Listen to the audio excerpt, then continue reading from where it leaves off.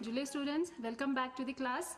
तो हम कर रहे थे immunology part of the health and disease chapter, जिसमें हम कर रहे थे इन्नेट इम्यूनिटी यानी कॉन्जेनाइटल इम्यूनिटी और नॉन स्पेसिफिक इम्यूनिटी। तो इसमें हमने कल physical barrier, physiological and chemical barrier and phagocytic barrier तक ही किया था। तो आज हम करेंगे इन्फ्लेमेशन। तो इन्फ्लेमेशन क्या होता है? इन्फ्लेमेशन जब आपको कोई इंजरी होती है या कोई इन्फेक्शन हो जाता है, तब उस जगह पे, उस एरिया पे क्या होता है, स्वेलिंग हो जाती है एक तो, दूसरा वो जगह रेड हो जाता है, तीसरा वो वार्म हो जाता है। उस चीज को हम कहते हैं इन्फ्लेमेशन। तो इन्फ्लेमेशन में क्या होता है आपका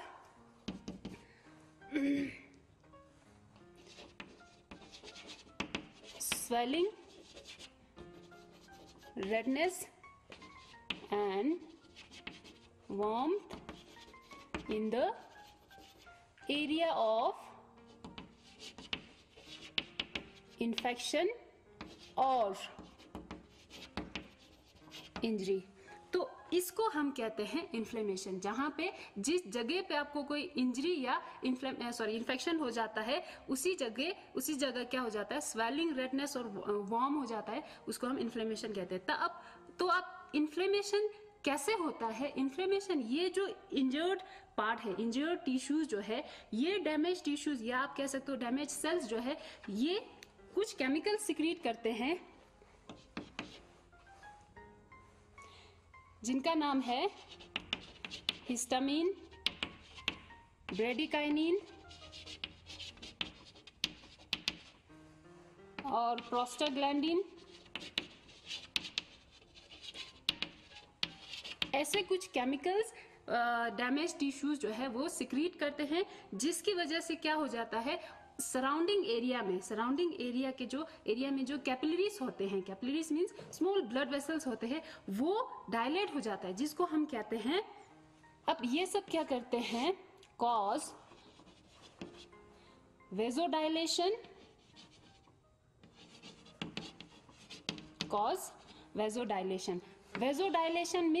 वेजोडाइलेशन मीन्स कैपिलरीज जो है वो थोड़ा खुला हो जाता है। Vasodilation of capillaries. अब वेजोडाइलेशन, अब ये कैपिलरीज थोड़ा खुला हो गया तो क्या करते हैं, उस जगह पे ब्लड फ्लो ज्यादा हो जाता है, इंक्रीज हो जाता है, जिसकी वजह से रेडनेस आ जाता है।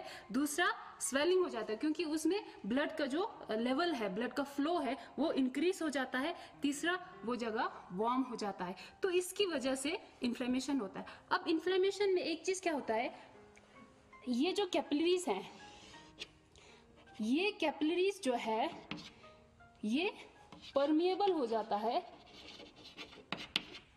Permeable for some cells and molecules.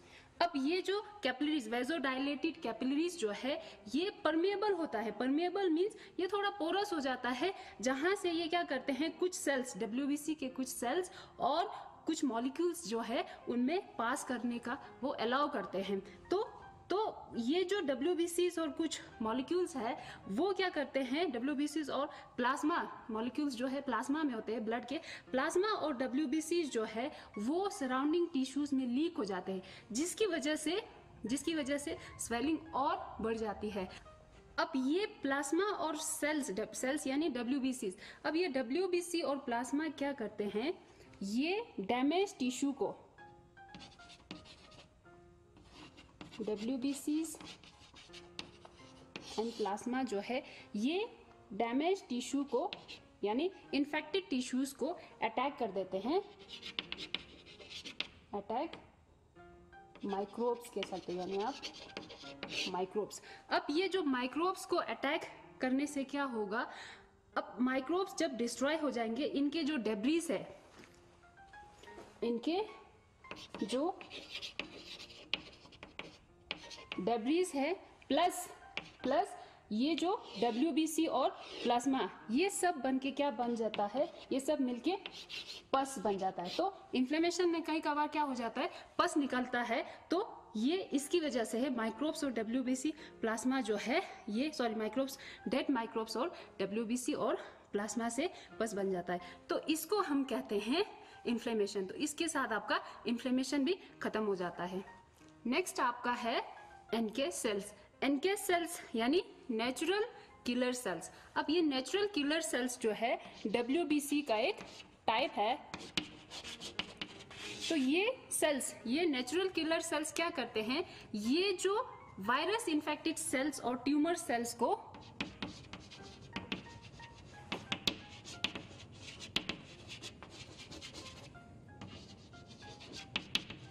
Virus infected cells और ट्यूमर सेल्स को डिस्ट्रॉय कर देते हैं।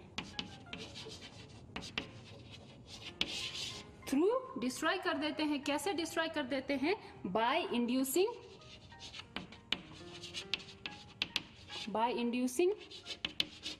Apoptosis. Apoptosis means programmed cell death होता है। तो ये जो NK सेल्स क्या करते हैं, कुछ मॉलिक्यूल्स और कुछ केमिकल्स के हेल्प से ये क्या करते हैं, वायरस इन्फेक्टेड सेल्स और ट्यूमर सेल्स को अटैक कर देते हैं, उनको डिस्ट्रॉय कर देते हैं। कैसे? By the process of apoptosis. तो एपोप्टोसिस क्या होता है, apoptosis means programmed cell death. Cell की डेथ हो जाती है अपने आप through with the help of some chemicals. कुछ केमिकल्स या कुछ मॉलिक्यूल्स की वजह से कुछ चेन रिएक्शंस होते हैं, तो उनकी वजह से सेल की डेथ हो जाती है। जो कौन इंड्यूस करता है, कौन इनिशिएट करता है, नेचुरल किलर सेल्स इनिशिएट करता है, जिसको हम कहते हैं NK सेल्स। तो इसके साथ आपका हो गया इनेट यानी कॉन्जेनिटल इम्यूनिटी। तो ये जो पार्ट्स हैं, इसके जो कंपोनेंट्स है, physical barrier, physiological barrier, phagocytic inflammation barrier और NK सेल्स है, ये हम पैदा होते ही समय, ये सारी चीजें हैं, हम पैदा होते समय ही अपने बॉडी के अंदर पहले से ही होते हैं। तो नेक्स्ट आपका है एक्वायर्ड इम्यूनिटी। एक्वायर्ड इम्यूनिटी यानी एडेप्टिव इम्यूनिटी। ये कैसे, जो मैंने आपको पहले बताया कि इम्यून सिस्टम के बारे में जो स्पेसिफिक होते हैं, इम्यून सिस्टम किसी एक एंटीजन के लिए कोई एक ही एंटीबॉडी निकलता है, तो ये इम्यून सिस्टम पार्ट जो है ये मेनली जो है एक्वायर्ड इम्यूनिटी या एडेप्टिव इम्यूनिटी का पार्ट है। नेक्स्ट आपका है एक्वायर्ड इम्यूनिटी। अब एक्वायर्ड इम्यूनिटी जो है, this type of immunity is acquired after birth.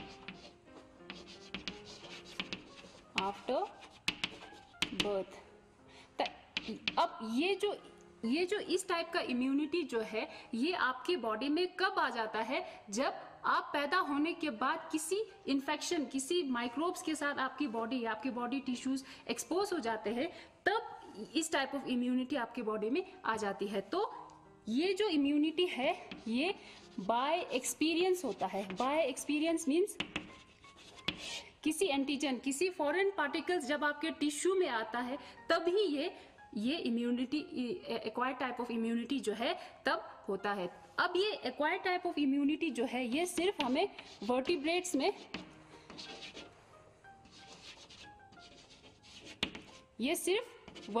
में प्रेजेंट होते हैं। अब एक्वायर्ड इम्यूनिटी जो है ये कैसे काम करता है? एक्वायर्ड इम्यूनिटी जो मैंने पहले आपको बताया कि किसी बाहर की चीज, कोई फॉरेन पार्टिकल्स जब आपके बॉडी की टिश्यू को अटैक करते हैं, तब आपके बॉडी उसके खिलाफ उसके अगेंस्ट रिस्पॉन्ड देते हैं। तो उन फॉरेन पार्टिकल्स को हम क्या कहते हैं? एंटीजेंस कहते हैं। एंटीजेंस। अब एक्वायर्ड इम्यूनिटी जो है एंटीजन एंटीबॉडी रिएक्शन के थ्रू काम करता है। एंटीजन एंटीबॉडी रिएक्शन के थ्रू काम करते हैं। अब हम समझते हैं एंटीजेंस क्या है। एंटीजेंस वो फॉरेन सब्सटेंसेस हैं, वो फॉरेन पार्टिकल्स हैं जो, जैसे आपका हो गया बैक्टीरिया, वायरस, या आप कोई टॉक्सिन्स, कुछ और केमिकल्स, और कुछ पोलन्स, इनको कहते हैं हम एंटीजेंस। अब एंटीजेंस क्या करते हैं? एंटीजेंस जब आपके बॉडी टिश्यू के अंदर एंटर करेंगे तब एंटीबॉडीज सिक्रीट करने में स्टिमुलेट करेंगे। अब इनको कहते हैं एंटीजन, जो एंटीबॉडी सिक्रीशन में स्टिमुलेट करते हैं। तो अब एंटीबॉडीज क्या होते हैं? एंटीबॉडीज जो हैं केमिकल्स होते हैं, कुछ केमिकल्स होते हैं जो कौन प्रोड्यूस करते हैं? WBCs। अब WBCs के खास टाइप ऑफ सेल्स होते हैं। WBCs के बहुत सारे टाइप्स होते हैं, जिनमें लिम्फोसाइट जो है, लिम्फोसाइट्स जो हैं ये क्या करते हैं? ये एंटीबॉडी सिक्रीट करते हैं, ये केमिकल सिक्रीट करते हैं। किसके खिलाफ? ये एंटीजेंस के खिलाफ एंटीबॉडीज केमिकल सिक्रीट करते हैं टू एलिमिनेट दीज एंटीजेंस। अब ये जो एंटीजन सिक्रीट करने वाला लिम्फोसाइट्स जो है, ये खासकर बी लिम्फोसाइट्स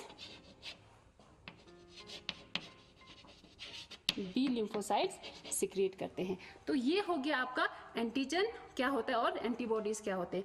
अब आपका ये जो एक्वायर्ड इम्यूनिटी है, इसके फीचर्स क्या क्या है? एक तो स्पेसिफिसिटी,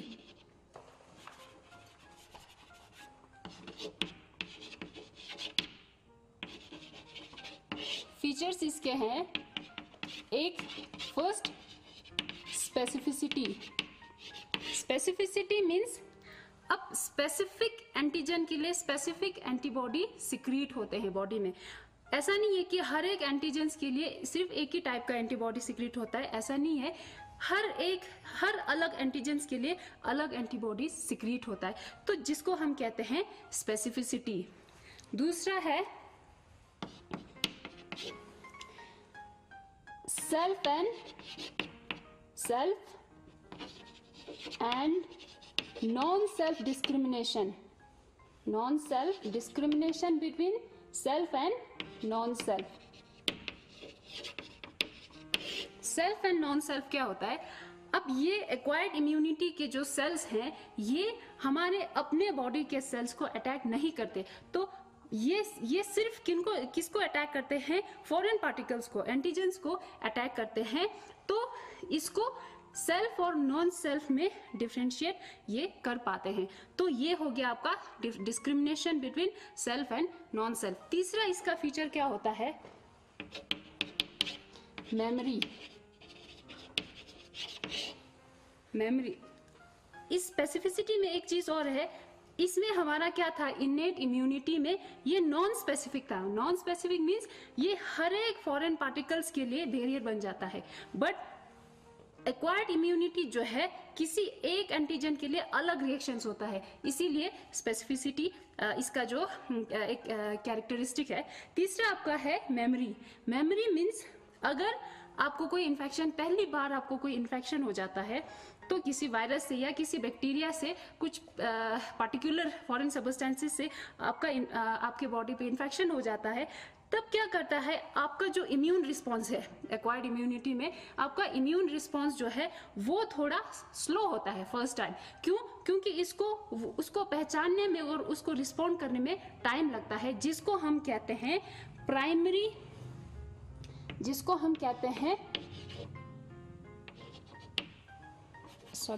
ये मैं इधर लिख देती हूँ, जिसको हम कहते हैं primary immune response. Means memory में क्या है कि पहली बार जब कोई इन्फेक्शन हो जाता है, जब कोई फॉरेन पार्टिकल्स आपके बॉडी टिश्यू को अटैक करते हैं, तब ये जो फर्स्ट टाइम आपके इम्यून सिस्टम को भी रिस्पॉन्ड करने में टाइम लगता है, तो जिसको कहते हैं प्राइमरी इम्यून रिस्पॉन्स। अब नेक्स्ट टाइम जो है, नेक्स्ट टाइम उसी पार्टिकुलर एजेंट, उसी पार्टिकुलर एंटीजेंस आपके बॉडी को अटैक करते हैं, तब क्या होता है? इस एक्वायर्ड इम्यूनिटी के जो कुछ सेल्स होते हैं, इनको याद रहता है कि ये एंटीजन पहले भी आया था, तो नेक्स्ट टाइम क्या करते हैं, नेक्स्ट टाइम जब उसी इन्फेक्शन, उसी बैक्टीरिया जब अटैक करते हैं, तो नेक्स्ट टाइम आपका रिस्पॉन्स जो होता है थोड़ा रैपिड होता है, तो जल्दी ही रिस्पॉन्ड कर देते हैं, जिसको हम कहते हैं सेकेंडरी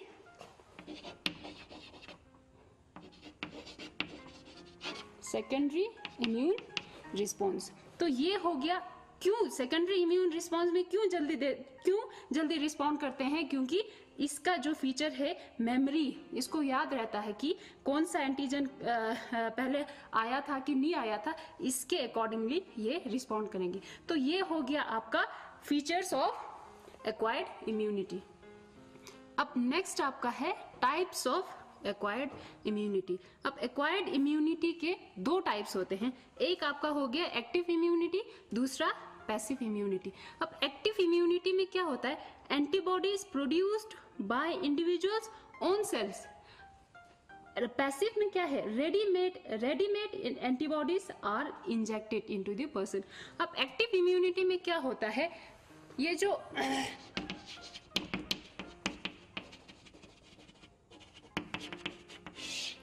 एक्टिव इम्यूनिटी में एंटीबॉडीज जो हैं हमारे अपने बॉडी में ही पैदा होता है। तो कैसे ये प्रोड्यूस होते हैं एंटीबॉडीज,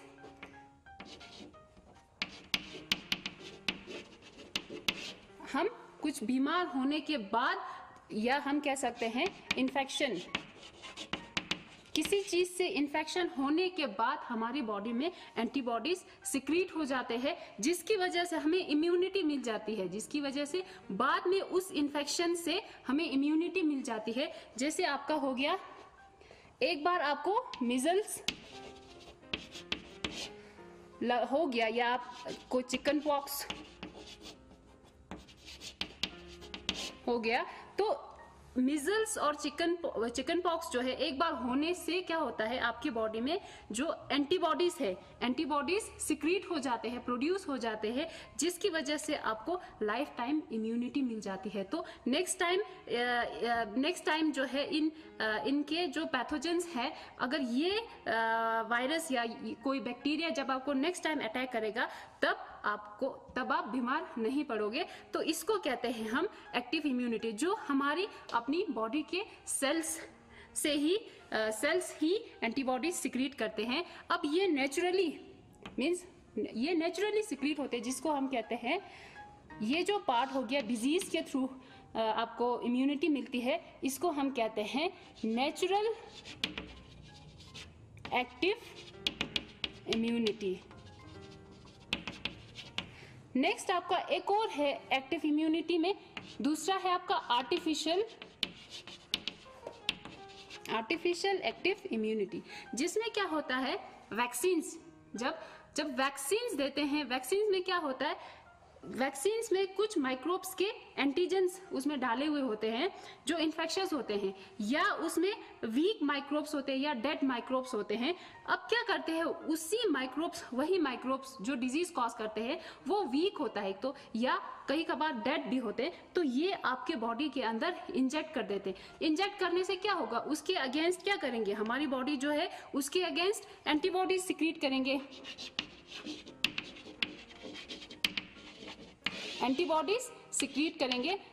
अब एंटीबॉडीज सिक्रीट होने से क्या होगा, जब एंटीबॉडीज कैसे सिक्रीट होते हैं, थ्रू वैक्सीन। अब जब वैक्सीन देते हैं तो एंटीबॉडीज बॉडी के अंदर सिक्रीट हो जाते हैं, जिसको हम कहते हैं आर्टिफिशियल एक्टिव इम्यूनिटी, जिसकी वजह से हमें इम्यूनिटी मिल जाती है फॉर लाइफ टाइम, कहीं कभार कुछ देर के लिए। तो इसको हम कहते हैं, क्योंकि ये एंटीबॉडी सिक्रीशन का जो स्टिमुलेशन जो है वो वैक्सीन है, इसीलिए हम कहते हैं आर्टिफिशियल एक्टिव इम्यूनिटी। तो एक्टिव इम्यूनिटी के दो टाइप्स हुए। दूसरा आपका है पैसिव इम्यूनिटी। पैसिव इम्यूनिटी में क्या होता है, इसमें क्या था, हमारी बॉडी खुद एंटीबॉडी सिक्रीट करते हैं, इसमें क्या है, readymade antibodies are injected. Passive immunity में है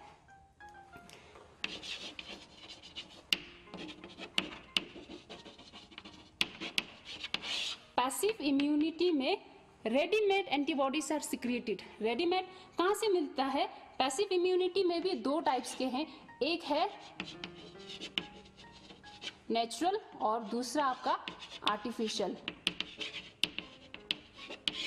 अब नेचुरल पैसिव इम्यूनिटी में कौन कौन सा है? From mother to foetus through placenta कुछ एंटीबॉडीज मिलते हैं।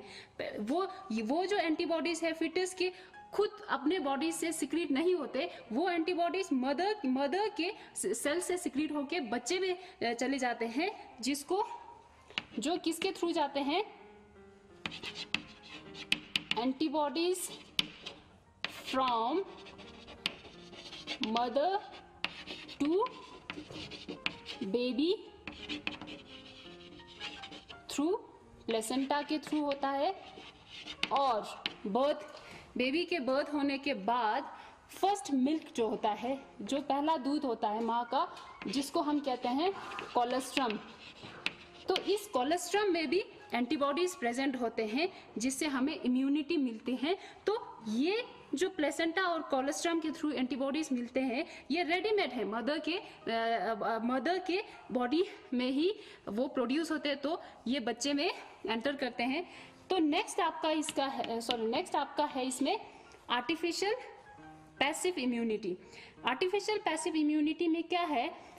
इसमें एंटीबॉडीज जो है किसी दूसरे ऑर्गेनिज्म में, जैसे हॉर्स हो गया, रैबिट हो गया या काऊ हो गया, उनमें क्या करते हैं? उनमें इन्फेक्शियस माइक्रोब्स को या इन्फेक्शियस पैथोजन को उनमें हम इंजेक्ट कर देते हैं, इनोकुलेट कर देते हैं, जिसकी वजह से उन ऑर्गेनिजम्स में एंटीबॉडीज प्रोड्यूस होते हैं, उनके ब्लड में एंटीबॉडीज प्रोड्यूस होते हैं। तो वो एंटीबॉडीज जो है वो हमारे बॉडी में इंजेक्ट कर देते हैं। तो ये क्या हो गया आपका आर्टिफिशियल पैसिव इम्यूनिटी। इसमें क्या है? Pathogens inoculated pathogens are inoculated in other animals। Pathogens जो होते हैं बाकी कुछ और एनिमल्स में इनोकुलेट कर देते हैं, जिसकी वजह से इन एनिमल्स में क्या पैदा होते हैं? इनके ब्लड में एंटीबॉडीज सिक्रीट होते हैं। वो जो एंटीबॉडीज है वो हमारी बॉडी में इंजेक्ट कर देते हैं, जिसको हम कहते हैं आर्टिफिशियल पैसिव इम्यूनिटी। तो ये हो गया आपका एक्वायर्ड इम्यूनिटी के टाइप्स, जो दो हैं, एक्टिव और पैसिव। अब नेक्स्ट आपका है कंपोनेंट्स ऑफ एक्वायर्ड इम्यूनिटी। अब एक्वायर्ड इम्यूनिटी में क्या क्या होते हैं, क्या क्या कंपोनेंट्स है इसके? इसमें है पहला आपका एंटीबॉडी मीडिएटेड इम्यूनिटी, और दूसरा है सेल मीडिएटेड इम्यूनिटी। अब एंटीबॉडी मीडिएटेड इम्यूनिटी और सेल मीडिएटेड इम्यूनिटी, अब नाम से ही पता चल जाता है कि इस कंपोनेंट में एंटीबॉडी सिक्रीशन होते हैं, दूसरे में सेल्स काम करते हैं to fight against the pathogens और इन्फेक्शन। अब ये जो एंटीबॉडी कैसे बनते हैं और सेल मीडिएटेड इम्यूनिटी कैसे काम करते हैं, इसको समझने के लिए आपको ये समझना जरूरी है कि आपके बॉडी में इम्यूनिटी कौन देते हैं? जो खासकर इम्यून सिस्टम के जो पार्ट्स है वो उसमें ज्यादातर लिम्फोसाइट्स काम करते हैं।